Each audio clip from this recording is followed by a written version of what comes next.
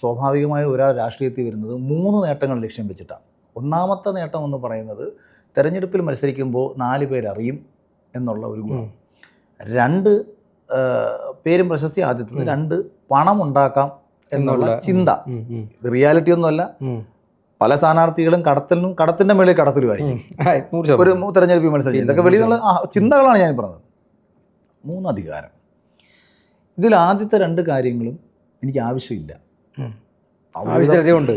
പ്രശസ്തിയായാലും 4 പേർ അറിയുന്ന നിലയിലായാലും ദൈവം എനിക്ക് ചെല്ലൂർ തൊട്ടൊക്കെ അറിയാം. അത്രേ ഉള്ളൂ. പണം ആവശ്യത്തിൽ അധികമൊന്നുമില്ലെന്നുണ്ടെങ്കിലും ജീവിക്കാനുള്ളതുണ്ട്, മുന്നോട്ട് കൊണ്ടുപോകാനുള്ളത്, ഉണ്ടാക്കാനുള്ള ശേഷിയുമുണ്ട്. അത്യാവശ്യം മാന്യമായ ഒരു ജീവിതം ജീവിക്കാനുള്ള ശേഷിയുണ്ട്. ഭയമില്ല. ഇനിയിപ്പം സിനിമയുമായി ബന്ധപ്പെട്ടൊക്കെ മേഖലകളാണ് ബന്ധം ഉണ്ടായതുകൊണ്ട് തന്നെ എപ്പോൾ വേണമെന്നുണ്ടെങ്കിൽ എനിക്ക് പുൾ ഓഫ് ചെയ്യാനും പറ്റും. തീർച്ചയായിട്ടും. എല്ലാ വർഷവും 4 പേര് ശ്രദ്ധിക്കപ്പെടുന്ന പരിപാടികൾ എനിക്കിങ്ങനെ കണ്ടിന്യൂസ് ഉണ്ട്. കാര്യം സെലിബ്രിറ്റി ക്രിക്കറ്റ് ലീഗ് എല്ലാ വർഷവും നടക്കും, KCL പോലത്തെ ലീഗ് എല്ലാ വർഷവും നടക്കും, ഈവൻ ബിഗ് ബോസ് എല്ലാ വർഷവും ഉണ്ട്. എല്ലാ വർഷത്തെ ബിഗ് ബോസ് വരുമ്പോഴും അതിലൊക്കെ തന്നെ ഞാൻ ചർച്ചയാവാൻ സാധ്യതയുണ്ട്. അപ്പം എല്ലാ വർഷവും ചർച്ചയാവാനുള്ള എൻ്റെ പിന്നെ ഞാൻ പൊതുവിഷയങ്ങളിൽ ഇടപെടുന്ന ആളായതുകൊണ്ട് സോഷ്യൽ മീഡിയയിലൊക്കെ ഇങ്ങനെ നിൽക്കാൻ എനിക്കൊരു പ്രയാസമില്ല.